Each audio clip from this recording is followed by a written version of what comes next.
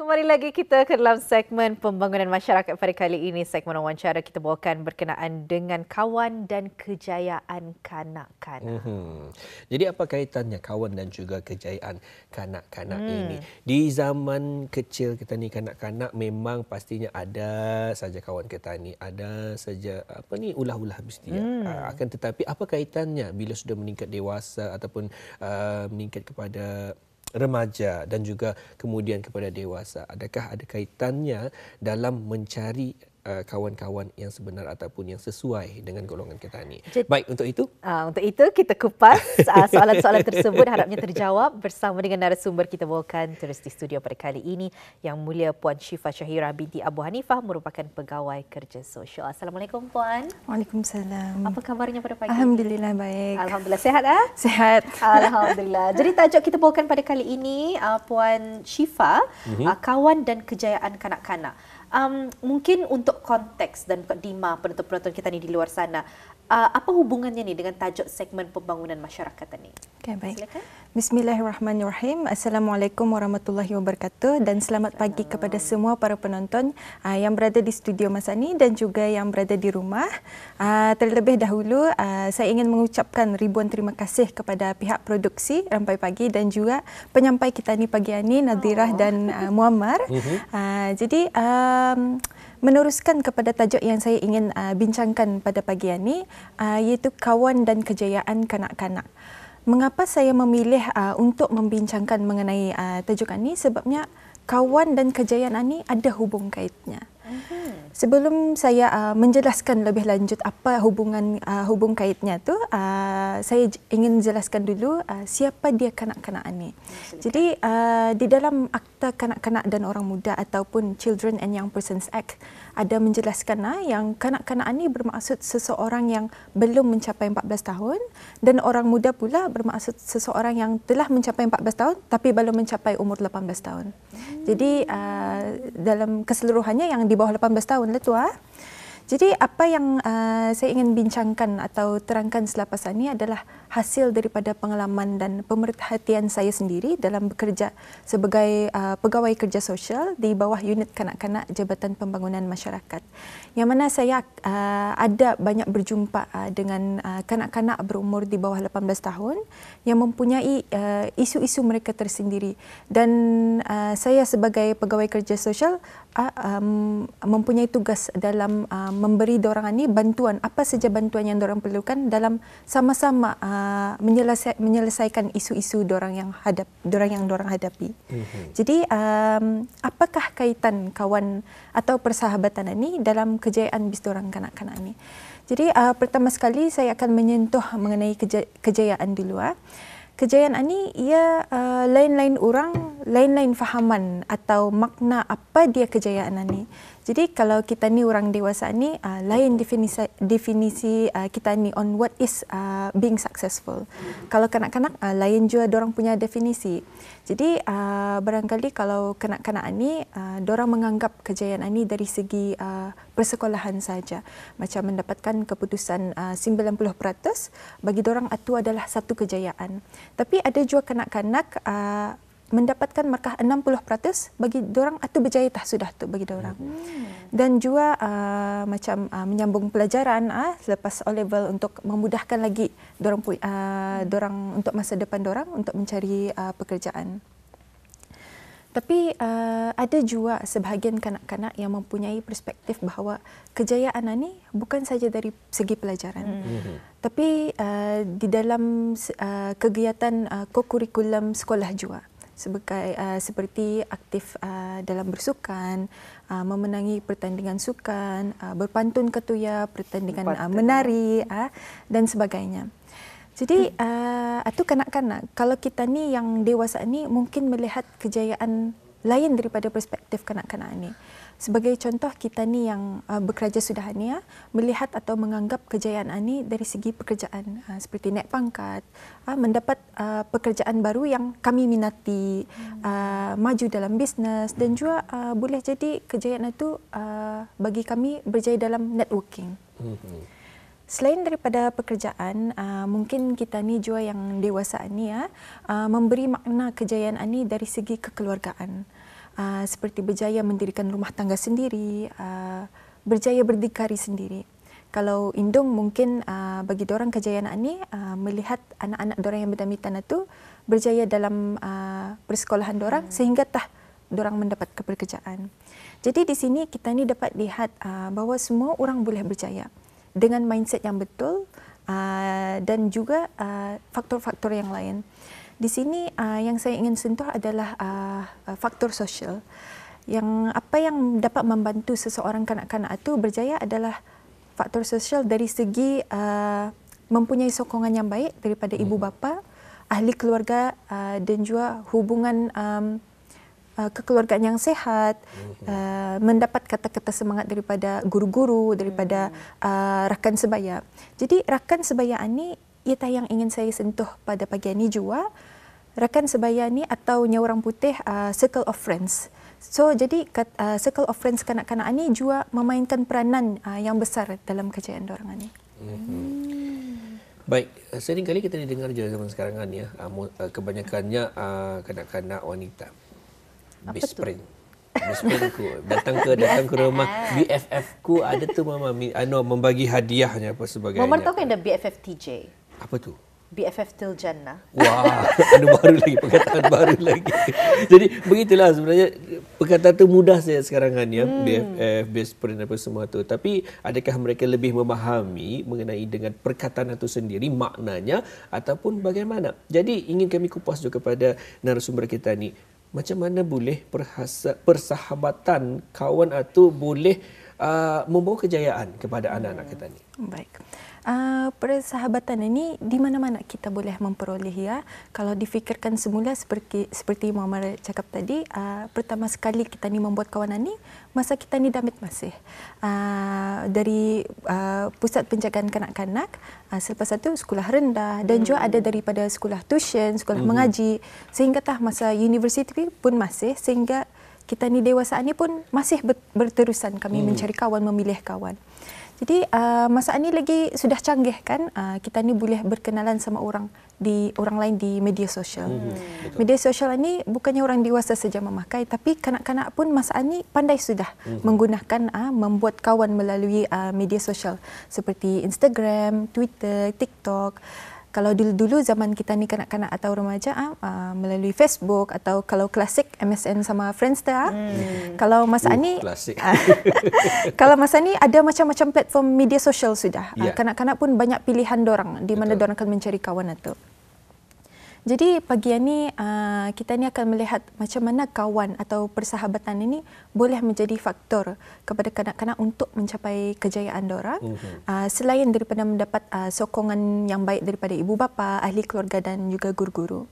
Kalau di sekolahnya orang, it's up to us untuk memilih kawan kita ni ya. Macam kawan ini ada pelbagai macam, pelbagai tingkah laku, karakternya. Jadi ada kawan yang membawa kita ni ke arah kebaikan, ke arah kejayaan, atau ada juga kanak-kanak yang sebaliknya. Sebaliknya membuat kita ni atau kanak-kanak ni terjerumus kepada perkara yang kita ni tidak ingini seperti ponteng sekolah, tidak menghormati orang tua dan macam-macam perkara lagi. Tapi awal-awal ni kita ni fokus dululah kepada perkara yang positif. Kanak-kanak ni dorang suka mencari atau mencipta identiti dorang tersendiri melalui pelbagai cara, media sosial, rancangan televisyen dan juga melalui kawan-kawan. Sebagai contohlah, ada kanak-kanak ni awal-awalnya ia indah minat K-pop. Tapi pasal kawan-kawannya itu selalu bercakap pasal K-pop ni, ia tersendiri pun mau apakan K-pop ni ya? Terpengaruh di search-nya. Di search-nya akhirnya ia pun minat dengan K-pop ni. Pasalnya kanak-kanak ni ia mau juga fit in dengan ia punya circle of friends itu.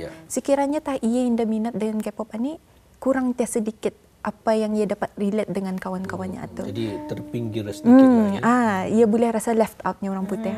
Jadi dengan ia minat K-pop ni, ia boleh relate sikit-sikit dengan kawannya dan akhirnya sebahagian daripada identitinya tu ia minat K-pop juga. Tapi ini sebagai contoh lah juga, meminati K-pop itu indah sepenuhnya salah juga kan.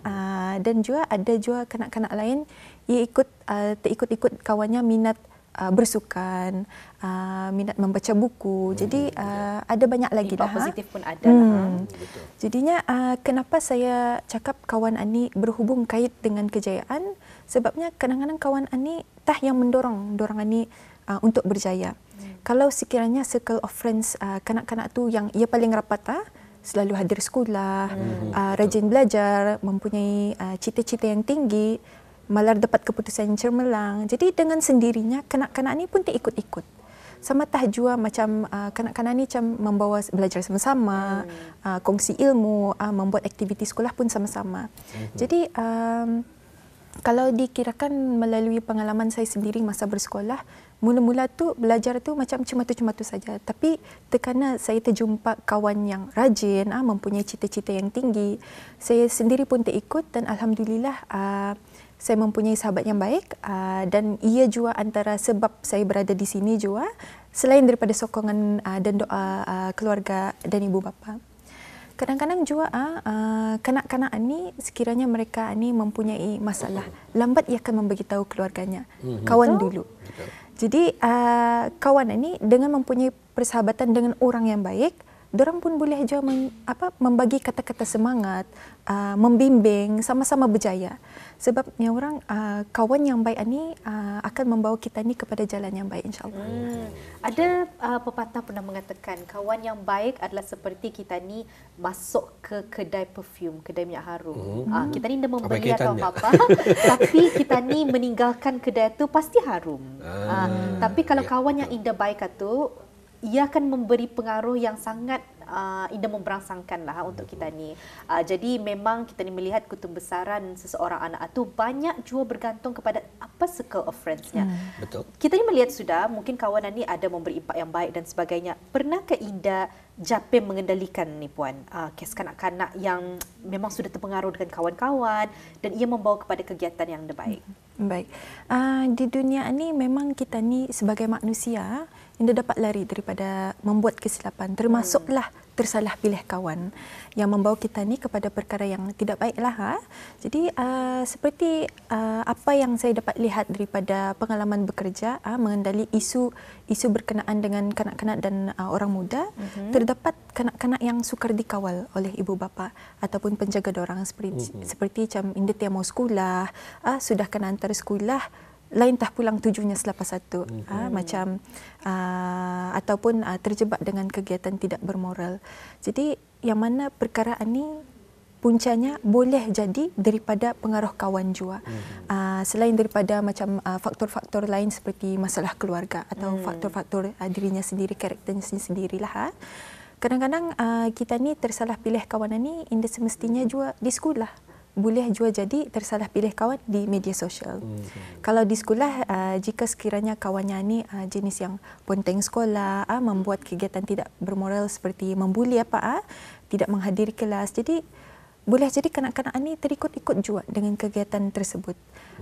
Kalau daripada media sosial, terpengaruh dengan kawan di media sosial, macam kawannya tu membawa keluar malam, membawa berjalan semasa waktu bersekolah. Macam ada satu kes ia berjanji di sekolahnya jumpa di tempat ni. Selepas itu berjalan tiada orang tempat lain tanpa pengetahuan ibu bapa. Jadi ada beberapa kes juga yang diterima di unit kanak-kanak. Kes kanak-kanak sukar dikawal ni, ia ikut-ikut kawan kan, selalu keluar tanpa izin atau pengetahuan ibu bapa, sama ada di sekolah ataupun semasa di rumah. Ada juga yang keluar melalui tingkap semasa ahli keluarga tidur, masa malam apa kan. Jadi tetapi selepas saya sebagai pegawai kerja sosial dan rakan sekerja saya tu membuat pendekatan terhadap kanak-kanak ni, Indah 100% atu salahnya. Dan juga rupanya ada kawannya yang menghasut, memujuklah, yakni keluar, lepak, membuat kegiatan yang tidak baik. Jadi boleh jadi juga semasa mengambil kes, kalau ia keluar malam melepak, berjumpa dengan orang-orang di media sosial yang tidak pasti asal-usulnya dari mana, tapi tekana ia pernah bergaul melalui media sosial sebelum berjumpa tu, ia rasa ia tah kawannya yang tepat curhatnya. Kawan yang ia percaya. Jadi sudahnya ia percaya tu apa saja yang dorang rancangkan ikutlah jua. Jadi di sini kita ni dapat lihat jua bagaimana pengaruh buruk daripada kawanan ini boleh menjejaskan pembelajaran dorang, masa depan seorang kanak-kanak tu kalau tah ia ikut-ikut kawan terjebak dengan isu sosial, pergaulan bebas dan boleh jadi kalaunya sudah kanak-kanak atu tah ia punya kelakuannya nanti sudah besar boleh diorang ni terjerumus dengan melakukan jenayah seperti mencuri apa. So na'udzubillah min zalik lah. So itu tah pentingnya mencari kawan yang boleh membawa kita ni kepada kejayaan. Faham? Kalau dapat dirumuskan daripada perkongsian Puan tadi, sebenarnya umur anak-anak masih di bawah 18 tahun itu, ia macam proses ia macam membentuk untuk melihat ia akan jadi siapa nanti sudahnya dewasa. Sebab itu Puan tadi kongsikan awal-awal mungkin terjebak dalam gejala sosial dan sebagainya dan mungkin tampak remeh awal-awal, tapi takut prosesnya sudahnya besar ia akan melakukan jenayah. Betul. Amat gerun sekali mendengarnya. Tapi biasanya kita ni akan menyalahkan sesuatu. Walhal sebenarnya mungkin salah satu datangnya daripada diri kita sendiri. Jadi sebagai ibu bapa, ini kita ni akan seringkali menyalahkan orang lain, kawan-kawan lah, mungkin media sosial lah dan sebagainya. Tapi hakikatnya melentur buluh itu biar dari rebungnya, malah juga kalau akan mencabut ni biar sampai akarnya. Jadi kita dilihat dari akar sendiri sebagai ibu bapa sendiri. Bagaimana ni, apa cara ataupun usaha yang dapat kita dilakukan jika sekiranya kanak-kanak ini memilih kawan kepada perkara yang tidak baik. Baik, di sini juga peranan ibu bapa atau keluarga ni seperti kakaknya, abangnya penting untuk memantau dan menasihati anak-anak, adik-beradik kita ni, saudara kita ni dalam memilih kawan-kawan yang baik. Jadi ibu bapa ni orang yang pertama selain memainkan peranan penting dalam hidup seorang kanak-kanak tu dengan memberikan disiplin, disiplin agama, ajaran moral yang teguh, memberi teguran juga dan disiplin secara baik sebelum ianya terlambat. Jadi sebabnya sebelum kanak-kanak itu sekolah, diorang ni belajar dari rumah. Jadi kalau ada pendidikan yang baik diterapkan di dalam rumah itu seperti hormat dengan orang tua, patuh akan arahan, rajin belajar dan sebagainya, insyaAllah kanak-kanak ni akan tahu membezakan mana baik dan mana yang buruk. Sebab saya ingat masa saya dulu bersekolah, setiap kali sebelum keluar daripada kereta, bapa saya akan selalu cakap hampir setiap hari dengan nada yang lembut, bisa-bisa cari kawan lah. Jadi sampai sekarang itu yang saya pegang. Sebab di sini kita ni dapat lihat dengan nasihat saja, insya-Allah kanak-kanak itu akan berfikir sebelum ia membuat kawan, bapakku cakap macam tu tadi. So ia pun berhati-hati dalam memilih kawan. Tapi sudah kanak-kanak itu sudah membesarkan, dewasa, bertah datangnya kita ni sebagai masyarakat memainkan peranan yang penting dalam mengajar kanak-kanak untuk membezakan perkara yang baik dan tidak baik. Seperti Puan Nadirah cakapkan tadi, kanak-kanak ni ia unik, lain-lain. Dorang ni pun first time dorang membesar juga, first time grow up. Macam kami sudah dengar macam ibu bapa itu first time dorang jadi parents kan. Ini kanak-kanak tu pun ia first time jadi kanak-kanak. So dorang ni memerlukan bimbingan daripada orang dewasa, daripada kita ni masyarakat ni. Sebabnya dorang ni kita ni perlu menegur supaya dorang ni tidak terpengaruh dengan kegiatan tidak bermoral. Sebab kalau tidak ada orang menegur, kanak-kanak ni akan menganggap perkara yang dorang buat itu normal dan tidak salah. Baik, itulah cukup satu bahan yang cukup menarik juga bila dilihat mengenai dengan tajuk kita ni pada hari ini, fokus kepada kanak-kanak dan juga apa kaitannya dengan persahabatan ya. Dengan adanya persahabatan berkenaan, mungkin dapat dikongsikan juga apakah persahabatan berkenaan kanak-kanak bersama dengan kanak-kanak ataupun bersama dengan orang dewasa, Puan. Baik, kalau kanak-kanak dengan kanak-kanak kan umurnya dorang sebaya tu di sekolah, apa yang saya katakan tadi penting memilih kawan yang dapat membawa kejayaan. Tetapi kalau persahabatan dengan kanak-kanak dan orang dewasa ada limit-limitnya. Sebab kes-kes yang kami terima itu kalau kanak-kanak berkawan dengan orang dewasa ni, kegiatan orang dewasa tu lain dengan kegiatan kanak-kanak, apa yang kanak-kanak sepatut buat. Jadi sebagai ibu bapa atau ahli keluarga melihat kalau kanak-kanak ada berkawan dengan orang dewasa, itu lagi lebih perlu dipantau lebih kerap daripada kanak-kanak berkawan dengan kanak-kanak lah. Sebab orang dewasa ni, dorang tahu sudah apa yang buruk, apa yang baik.